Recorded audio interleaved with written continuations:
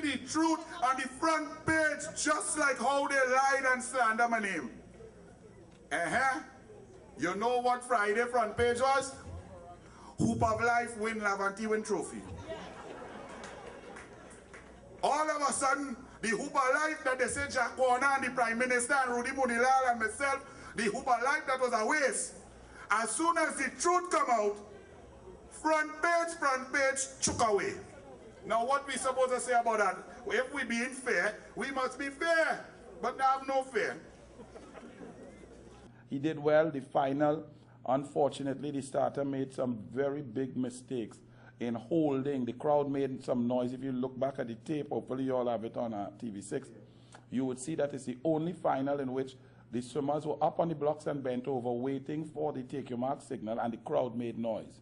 At that point, the starter should have said, listen, come, step back off the blocks and so on.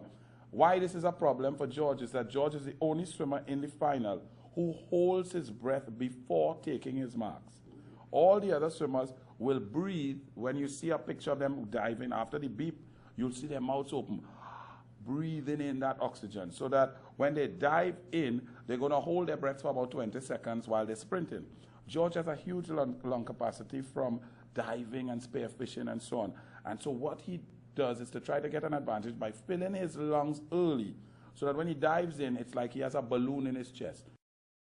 What I do see in the video, Mr. Speaker, I see hate. I see bitterness. I see vengeance, Mr.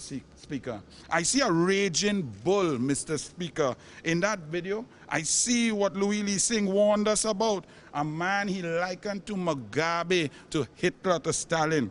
I see in that video what Penny Beckers, Mariano Brown, Bo Sharma, Danny Montano have warned the nation to be aware of, and got an entire 2 minutes out of a 2-hour presentation.